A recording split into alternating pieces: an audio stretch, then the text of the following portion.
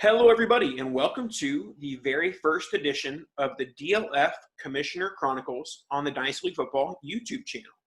My name is Nathan Powell. I've become known for being commissioner in the fantasy industry with a variety of different formats, different league, different rules. And so I decided to start this video series, DLF Commissioner Chronicles, in order to basically be a tutorial for new commissioners or commissioners that are looking to implement different rules that they aren't accustomed to. So I'll be covering different rules and how they affect your Dynasty League and how you can implement them well, do's and don'ts, things like that. I'll be covering topics like Devy, Superflex, auction, all those things. But before I get into that, DLF Commissioner Chronicle Episode 1, we are going to focus on writing bylaws. Writing bylaws are essential to having a successful league start and into the future. So I'll be covering, the necessary things you need when you're writing bylaws and how different things that you choose to do will change your league, benefits, cons, things like that. So we're going to be focusing on writing bylaws today, one of the more essential parts of being a commissioner, especially when you're starting a fantasy football league. So we will get started with DLF Commissioner Chronicle Episode 1, Writing Bylaws. I will be walking us through how to write some bylaws. So the first thing you need to decide when you are writing your bylaws is how many teams your fantasy football league is going to be. So many leagues are 10 teams, 12 teams, 14. There's all sorts of numbers, especially as multi-copy leagues have become more and more popular. But for this sample bylaws, I'm going to be trying to make it as simple as possible, maybe with sprinkling a little bit more depth. Obviously, that's stuff that we're going to cover in future episodes. So for this, we'll say it's a 12-team league. That's the first thing. Okay, we know we're a 12-team league. Next, we have to decide our buy-in. Obviously, what your buy-in is will determine, who is playing in your league. Some players only play in some lower stakes leagues, some only play in higher stakes leagues. So we're going to go with a $50 buy-in for the sake of this write-up. I think it's a very common buy-in for leagues on fantasy football Twitter and in the DLF forum as well, where you can find many dynasty leagues. So we have a $50 buy-in. Next, we have our roster size and roster construction, our roster expansion. So you have to decide how deep you want your rosters to be. And so for this, we're going to go 24 roster spots in season. And then we will establish that it expands by 6 spots to 30 roster spots in the off season. Now, next we will decide whether we are running a draft or an auction league, and then what our future rookie drafts will be. So we're going to say this is a draft league, snake draft startup. And with snake draft startups, in most cases, the rookie draft in future years will be non-snaking rookie draft. Next thing in your bylaws will be your waivers, how they happen, when they will happen. So we will say that there is blind bid waivers, $400 blind bid budget each season. By the way, while I am doing this, all of my league rules, league settings, bylaws are catered towards my fantasy league. So there are maybe some things that don't work with other platforms, but everything I am writing or talking about will work with the myfantasyleague.com platform. So $500 blind bid budget each season. Blind bid waivers begin each year following the rookie draft and run through week 16 of the regular season.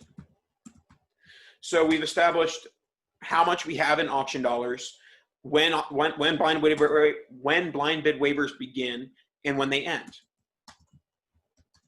Next, we have our IR, that's injured reserve.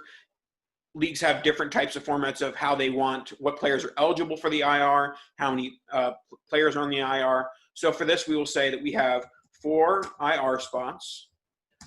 Player must be on NFL IR to be IR eligible.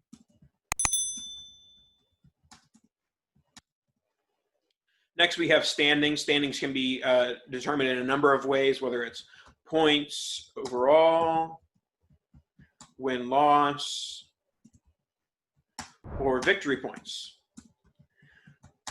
For the sake of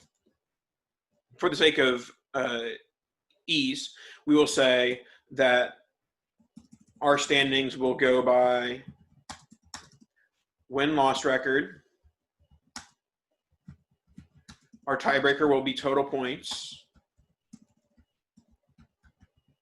And our third tiebreaker, if necessary, which I've never seen it be necessary after total points, is potential points. So that is how your standings will be shown. That your if you have the best win-loss record, you'll be at the top. If you have the worst win-loss record, you'll be at the bottom. And that will determine your playoffs, and in most cases, it will determine your rookie draft order. So actually, next in this situation would be how your rookie draft order is determined. Rookie draft order is determined by inverse order of league standings for non-playoff teams and order of elimination for playoff teams.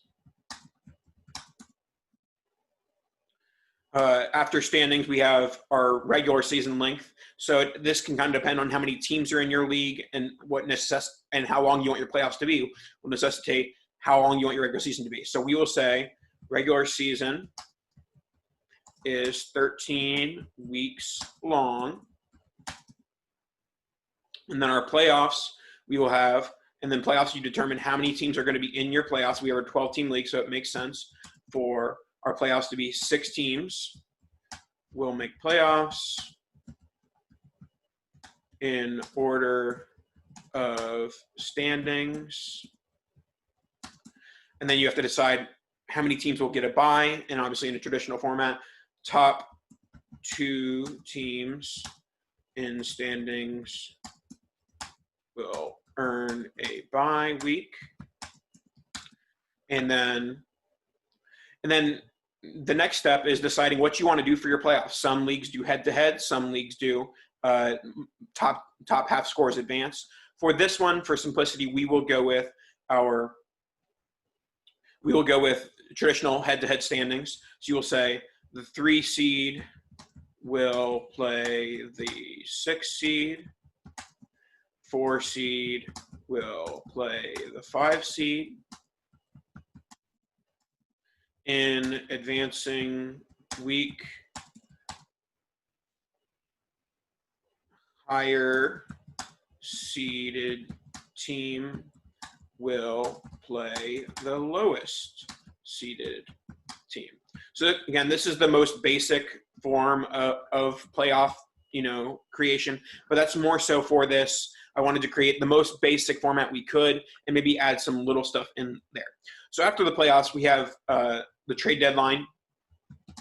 So you determine what your trade deadline will be. For this, we will say trade deadline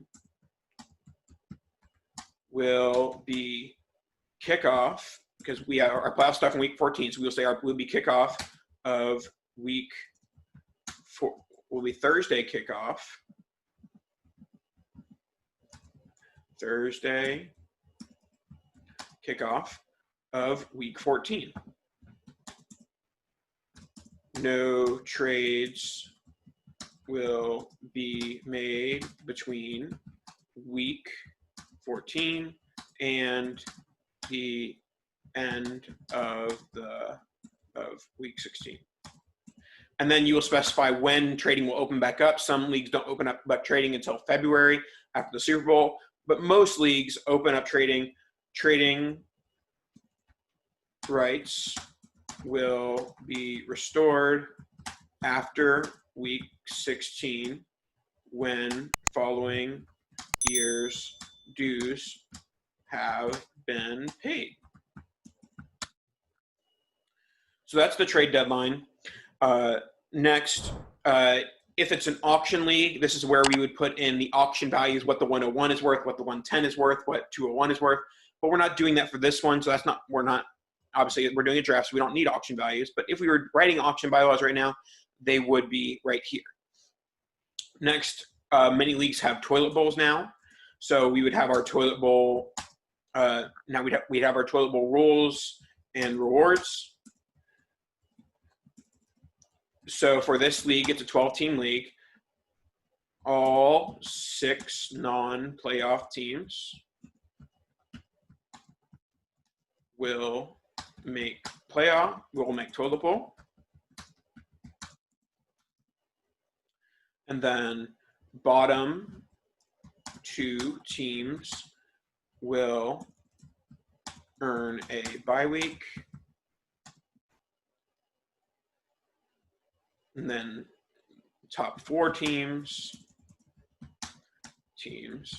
will compete for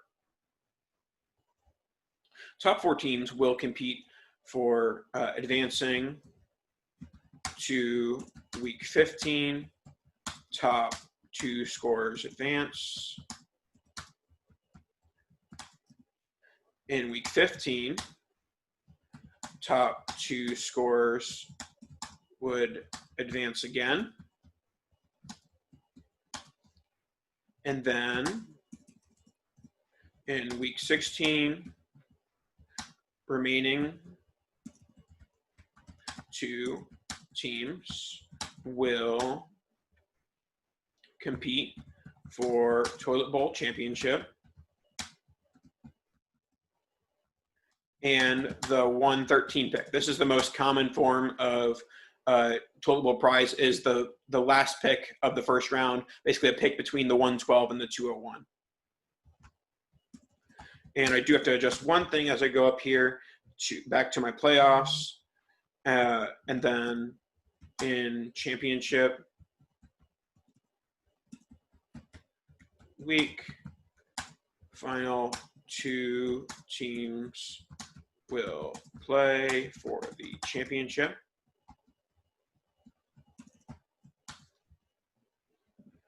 Okay. And so right now we've just done the playoffs, we've done the toilet bowl and the trade deadline.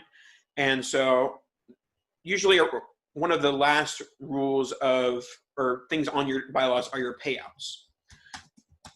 So we have for this league a $50 buy-in. $50. So then we have 12-team league times 12 equals 600. Many sites have a hosting fee, so you would then subtract the hosting fee. So you say hosting fee. Let's say it's, for sake of ease, it is $50. So then it's 600 minus 50 equals 550 for your total payout.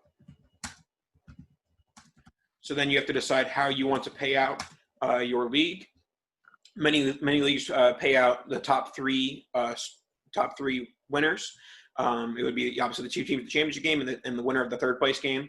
So for that, we will say that first is getting $350.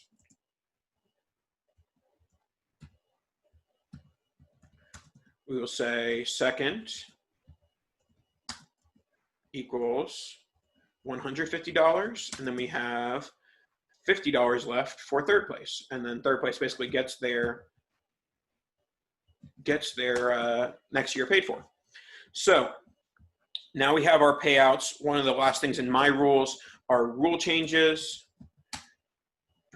Rule changes can be submitted, and then you can decide when you want those submitted, whether it's immediately after the season in February or a specific month in the off season.